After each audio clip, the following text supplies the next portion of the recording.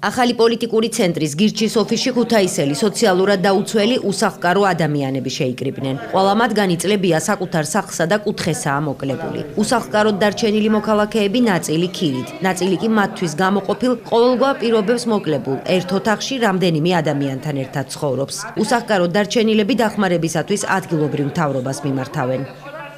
ნახირებში ვარ, ამდენი წელიწადია, დავდივარ, აქ დღეს ხვალ მიძახიან, მოგცემ და ახლა უკვე ვეღარ მაძლევენ, დახმარებას მომიხსნენ, ყველაფერი მომიხსნენ.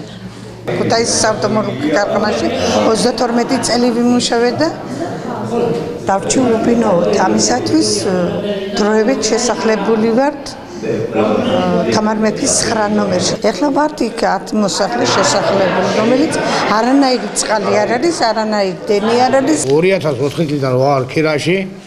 მე ვიხთხო რომ დახმარებით რაღაცა დაგვეხმარო, ნუ ქირაში რომ არ ვიყო. ბინას და რომ ვიმუშაო კიდევ სადმე.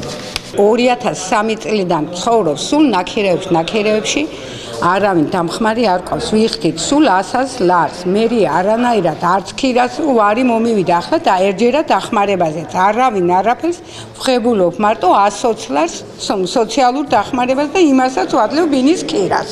როგორც უსახლკაროდ დარჩენილი მოქალაქეები საუბრიდან ირკვევა, წლების მანძილზე მთავრობის დახმარების იმედით არიან, თუმცა უშედეგოდ. ახალი პოლიტიკური ცენტრის გირჩის წარმომადგენლები გაჭირვებაში მყოფ თანაქალაქელებს იურიდიული კონსულტაციებითა და ადგილობრივ მთავრობასთან პრობლემის მოგვარების საკითხში ეხმარებიან.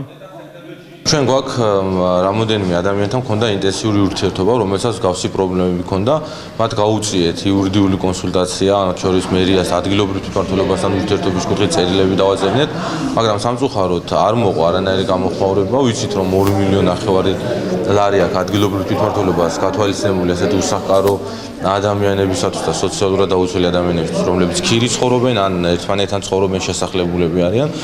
ჩვენ მათ გავუწევთ ყველანაირ დახმარებას და ვეცდებით რომ ამ ადამიანებმა მიიღონ ელემენტარულად პასუხი, დაკმაყოფილებიან თუ არა ისინი წელ.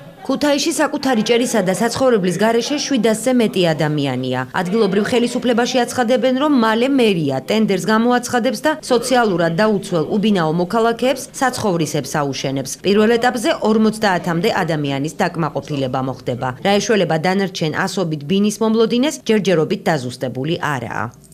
ამ თვის ბოლომდე აუცილებლად გამოცხადდება ტენდერი და როგორც თქვი იმ პირობებში რომ უკვე წესის დამტკიცებულია და ყველა დეველოპერი ინფორმირებულია, ყველა მშენებელი ინფორმირებულია ამ თემაზე, გამოცხადდება ტენდერი, მივიღებთ როგორც წესშია განსაზღვრული 2017 წლის თებერვლამდე პირველ საცხოვრის ქუთაისში, რომელშიც მოხდება ნაწილის დაკმაყოფილება და ეს ნაწილი იქნება რა თქმა უნდა ყველაზე ნაკლებად ანუ სოციალურად ყველაზე გაჭირვებული ადამიანები. წესი იმისა თუ ვინ იქნება პირველ რიგში დაკმაყოფილებული და ადამიანები ჯერჯერობით განსაზღვრული არ არიან. ქუთაისში 2016 წლის ბიუჯეტში უბინაოებისათვის საცხოვრისის ასაშენებლად 1 მილიონი ლარია გამოყოფილი. პირველი საცხოვრისის მშენებლობის დასასრული კი 2017 წლის თებერვალია.